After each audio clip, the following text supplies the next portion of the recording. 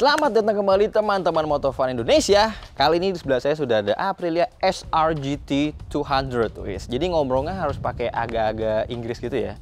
Kalau bahasa Indonesianya SR-GT, kalau ini SR-GT 200. Oke, jadi kalau di video pertama teman-teman udah ngeliat soal first ride, kemudian juga udah ngeliat beberapa detailnya. Dan di video kedua ini kita akan fokus tentang bagaimana impresi berkendaranya dari Matic Aprilia termurah saat ini yang ada di Indonesia. Nah, teman-teman pastiin dulu teman-teman udah nge-like, udah subscribe channel ini, dan share juga ke teman-teman kalian.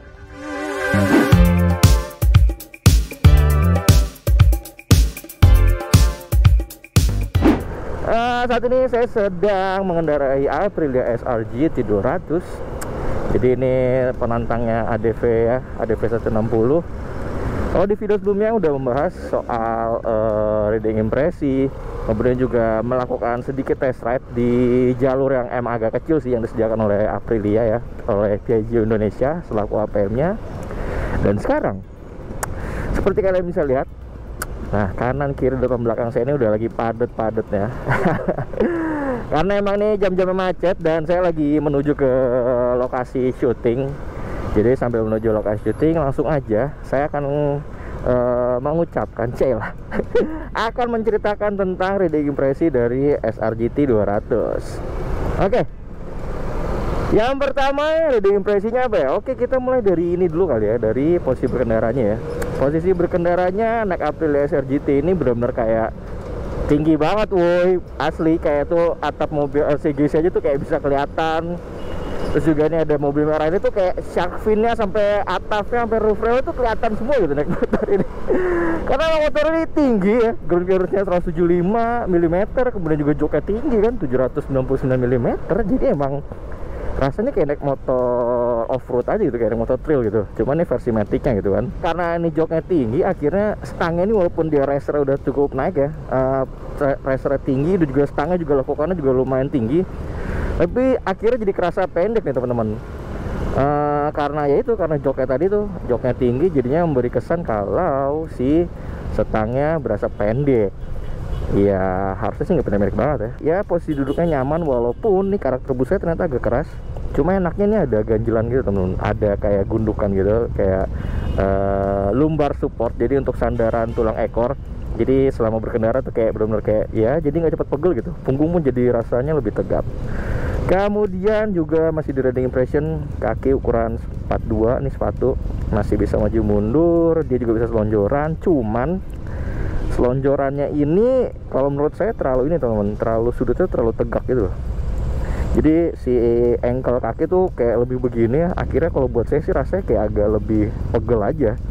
Udah gitu si bordesnya ini nggak ada karet teman-teman. Jadi walaupun ada teksturnya, cuma ini nggak karet, ini plastik semua nih. Makanya nih sepatu tuh kadang ya agak melorot gitu ya. Kalau mau gini ya mesti ditahan, agak pegel aja sih gitu.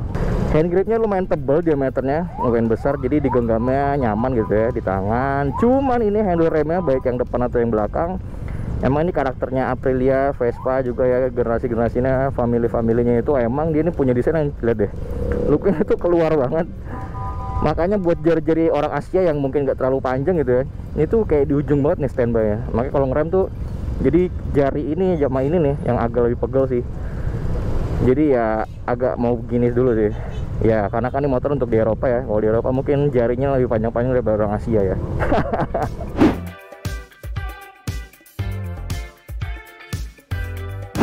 Karena tadi itu kalau selonjoran kakinya terlalu nekuk, makanya kalau saya sih lebih suka kakinya posisi biasa ya. Kalaupun mau nekuk paling kalau mau selonjoran ya agak mundur. Cuma ya sisi ujung sepatunya sih agak ganjel ya, jadi kayak mesti agak keluar gini. Cuma saya kurang suka sih, aneh karena ini lengannya ketarik banget, jadinya agak aneh sih. Kalau gini nekuk banget. Selonjorannya juga nggak terlalu selonjor, dengkulnya masih sedikit menekuk seperti itu teman-teman. Kemudian handling, oke. Handling dari motor ini emang kerasa agak sedikit lebih berat teman-teman, karena bobotnya itu mencapai 148 kg bobot isinya ya. Kalau habis bawa ADV 160 atau bawa Matic 150 lainnya, kemudian naik ke sini sih emang rasanya agak sedikit lebih berat ya. Kerasa tuh dari mulai maju mundurin motornya saat parkir, kemudian juga saat meliuk-liuk tajam gitu ya, kayak lagi ngerayap di macet-macetan gitu tuh lumayan berasa sih.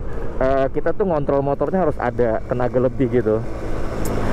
Cuma ya plus minus sih.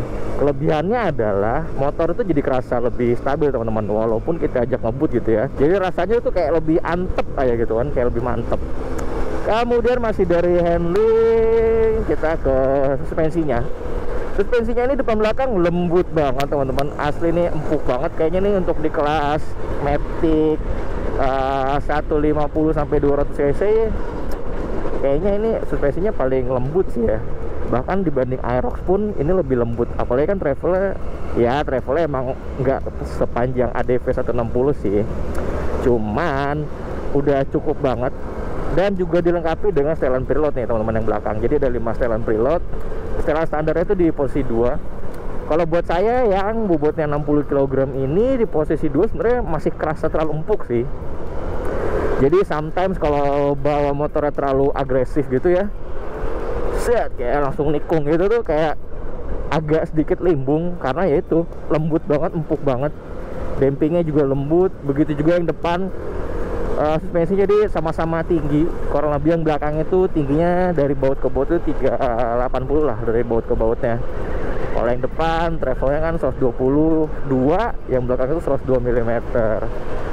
Ya feeling motor tinggi ini emang kalau buat cornering agak-agak aneh ya teman-teman ya, karena kan dia center of gravity-nya jadi di atas ya. Jadi emang kayak mau jatuh rasanya. Apalagi ini suspensinya lembut ya, artinya nggak terlalu rigid. Makanya kalau kita cornering itu kadang feelingnya harus adaptasi dulu. Adaptasi cornering pakai suspensi yang rada lembut dan dengan motor yang tinggi. Cuma sebenarnya aman sih cornering pakai motornya, tinggal cari feelingnya aja gitu. Lalu dari segi handling lagi apa ya, suspensi empuk. Kalau yang belakang, masih ngomongin yang belakang, ini kalau saya sendiri sih empukan tadi ya. Bahkan kalau boncengan tuh udah langsung bottoming banget. Sebenarnya pengen nyoba naikin preloadnya, mungkin naik jadi setelan 4 atau mungkin setelan paling keras kalian setelan 5. Cuman belum ketemu kuncinya. Karena kuncinya kunci spanner, dan ntar kita ceritain lagi lah kalau misalkan udah ganti atau udah di setel lagi suspensi belakangnya gitu. Oke, kita lanjut ke feeling rem. Feeling remnya kalau tadi diceritain kalau handle remnya tuh kerasa jauh, cuman kalau rasa ngeremnya tuh juara banget sih teman-teman. Dia tuh kerasanya padat banget ya, dan cukup stabil tekanannya. Salah satunya sih karena ini nih, karena dia selang remnya udah pakai tipe braided seperti itu. Jadi braided dari stainless, makanya ini udah roboh tiangnya.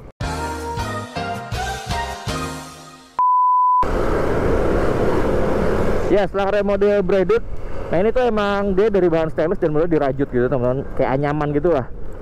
Makanya dia lebih kuat buat menahan pressure dari minyak rem dan juga lebih cepat melepas panas ya. Ya ini motor-motor balap ya, pokoknya kendaraan dengan performa tinggi sih pasti selang remnya pakai model seperti ini sih. Ya keuntungannya itu tekanan rem padat, juga lebih cepat melepas panas dari minyak rem, nggak gampang kembung. Kalau yang selang karet kan dia kadang kembung tuh ya, kalau udah kepanasan itu ya dia muai lah, melar lah gitu kan karetnya. Kalau ini performanya sangat-sangat stabil, sangat-sangat oke lah. Terus juga remnya pakem yang depan, yang belakang juga apalagi, karena depan belakang ini 2 piston teman-teman. Yang belakang 2 piston, yang depan 2 piston, cakramnya wavy, dan dia diameternya 260 mm. Itu gede banget.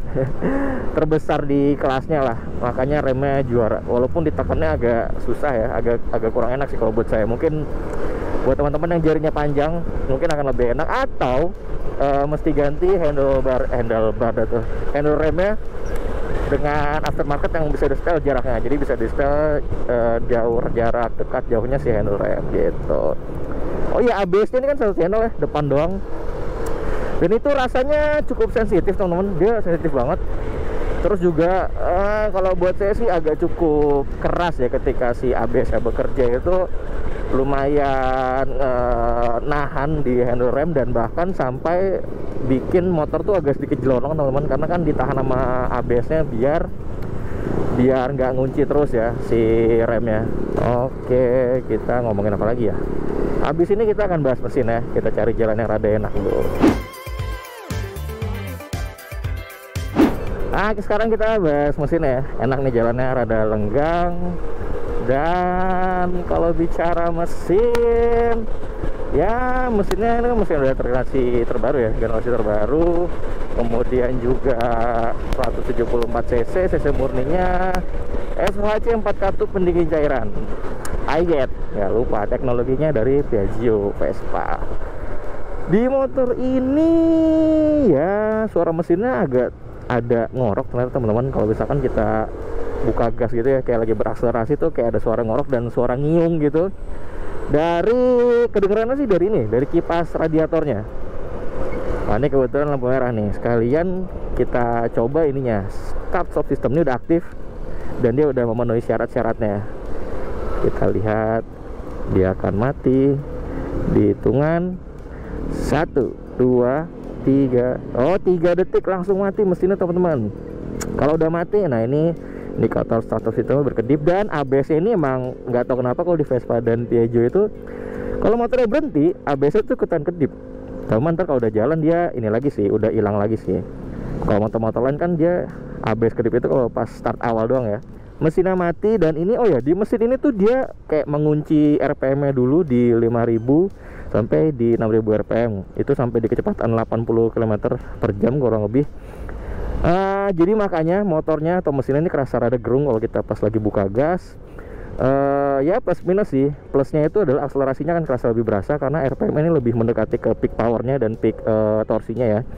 Makanya angkatan tenaganya lebih berasa. Cuma minusnya adalah konsumsi bensinnya pasti akan sedikit lebih boros karena motornya lebih gerung gitu ya. Setuju dong. Dan yang agak aneh adalah di motor ini start stop systemnya teman-teman. Jadi dia tuh nggak sensitif banget lah. Ini gasnya ya. Jadi dia harus di putarannya tuh nggak di 1% TPS-nya dia hidup. Jadi harus lebih dalam. Nah baru hidup. Makanya kayak agak delay aja sih rasanya sih. Dan kalau pas kita hidup pun kayak mesti langsung gerung gitu motornya. Nah ini di depan ada lurusan, kita tunggu hijau. Kita coba lihat nih akselerasi dari SRGT 200. Masih menunggu hijau. Ini speedometer juga bener-bener jelas banget teman-teman. Go, kita gas dulu. Nah dikunci di 6000 RPM, mulai naik 6500, naik mau ke 7000. Kita gaspol. Masih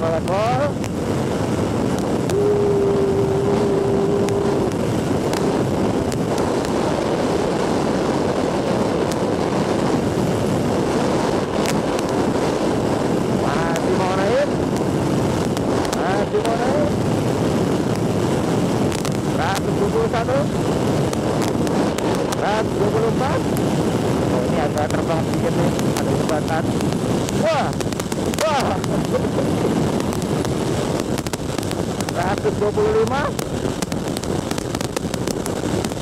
Sayang sekali, ternyata dia masih mau naik teman-teman. Cuma tadi ada mobil ya, makanya saya nutup gas. Ya untuk hasil akselerasi, pengetesan akselerasi menggunakan race box, juga konsumsi bensinnya bisa teman-teman lihat di table di inilah.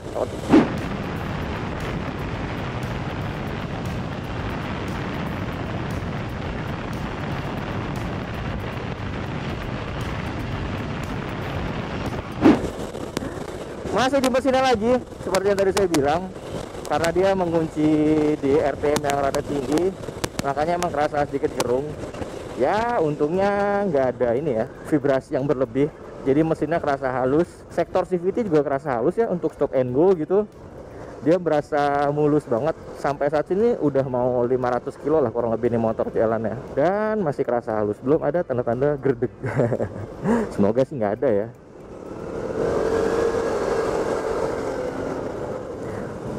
Lanjut ke speedometer, tadi kepotong gara-gara udah lampu hijau. Speedometernya teman-teman ini jelas banget terlihat karena dia punya latarnya itu, backgroundnya itu benar-benar hitam pekat, dan informasinya tuh nyalanya terang banget. Jadi makanya walaupun kena sinar matahari seperti ini tuh benar-benar nggak berbayang gitu, benar-benar masih jelas banget dilihat informasinya. Nah kalau malam hari itu cerah banget teman-teman. Emang sometimes agak silau sih, cuma ya masih oke lah. Kelebihannya kan enak nih, siang-siang gini kita mau ngeliat informasinya juga jelas banget. angka-angkanya pun diameter fontnya tuh lumayan besar-besar ya. Gampang banget dilihatnya. Jadi seperti itu teman-teman, kira-kira ada impresi kami mengenai Aprilia SR GT 200. Oke, sebagai penutup dan sekaligus kesimpulannya, jadi motor ini punya harga 61,5 juta rupiah untuk yang tipe sport, dan yang standarnya 60 juta rupiah itu on road Jakarta ya. Dan untuk daily sih sebenarnya masih cukup banget. Cuma ya emang sih dengan harga segitu kalian akan mendapatkan brand yang lebih premium ya teman-teman. Jadi emang pasti banget sih saya bisa pastiin kalau kalian naik ini pasti banyak banget yang ngelirik, asli. Sepanjang jalan, baik saat papasan atau saat jalan berendengan tuh orang-orang pasti banyak yang penasaran sih dengan motor ini. Apalagi dengan yang tipe sport nih, ada A-nya gede banget. Jadi emang logo Aprilianya terpampang nyata ya. Terus juga handlingnya emang sedikit agak berat, sedikit aja sih kalau kita lagi merayap. Kemudian untuk belok-belok yang patah yang agak berat, cuma untuk jalan yang agak lenggang gitu motornya malah enak sih, kerasa lebih stabil. Apalagi suspensinya depan belakang tuh empuk banget teman-teman. Dan belakang ada 5 setelan preload, jadi bisa disesuaikan. Seperti saya ini posisi 2 terlalu empuk, nantinya akan coba disetel agak lebih keras. Kemudian riding position nyaman, meskipun kalau selonjoran agak pegel ya ankle-nya ya, karena nih sudutnya terlalu tinggi. Begitu juga dengan decknya ternyata nggak ada karetnya teman-teman. Jadi kalau kita selonjoran gini nih sepatunya merosot karena licin. Begitu. Terus joknya yang keras terkompensasi oleh suspensi belakangnya yang lembut. Jadi nggak terlalu masalah lah. Apalagi ada lumbar supportnya di belakang, enak banget. Kemudian apa ya, rem pakem. Ya lampunya LED-nya so-so lah, sama seperti motor-motor yang udah pakai headlamp LED pada umumnya. ABS-nya cukup sensitif, depan doang. Oh, bannya ini kan all-terrain ya, atau dia bisa on-road dan bisa light off-road lah. Seperti kami udah coba tadi, bermain light off-road, ngesot-ngesot, bermain di tanah-tanah, dan ternyata emang bener. Masih ada cengkramannya, masih ada gripnya, jadi nggak takut meleset banget lah. Udah gitu juga saat melewati jalan semi off-road, seperti saya udah bilang di awal, suspensinya yang lembut itu benar-benar bisa ngeredam guncangan teman-teman. Jadinya pengendara atau pemunceng itu nggak terlalu merasakan terombang ambing gitu ya, terombang ombak dari jalanan jelek itu. Gitu. Cuma emang sisi minusnya kalau kita berkendaranya terlalu agresif, rasanya agak limbung sih. Karena ya itu travelnya panjang dan dia mengayun ya, lembut. Untuk mesin cukup banget, cuma emang karena dia dikunci di 6.000-7.000 rpm di putaran-putaran awal dan tengah, itu agak agak berakibat pada konsumsi bahan bakarnya yang sedikit lebih boros. Ya selama kami pengetesan sih dapat di angka range-nya 29 sampai 31 km per liter, tergantung cara ngegasnya. Terus mesinnya cukup responsif karena dia sekali digas langsung jerit. Jadi responsif banget akselerasinya, putaran bawah putaran tengahnya tuh enak banget di gas-gasnya. Cuma kalau di putaran atasnya ya dia udah flowing begitu aja lah sampai ke top speednya. Kurang lebih seperti itu teman-teman kesimpulannya. Panjang ya kesimpulannya ya. Sampai jumpa di video-video berikutnya. Makasih udah nonton. Jangan lupa di like, di komen, di subscribe channel ini, video ini. Bisa juga untuk teman-teman yang suka mobil, mampir ke channelnya Autofan Indonesia. Lalu ada juga channel Motofan Indonesia. Dan kalau ingin baca-baca berita hal otomotif, ada di autofanindonesia.co.id. Sampai jumpa di video-video berikutnya.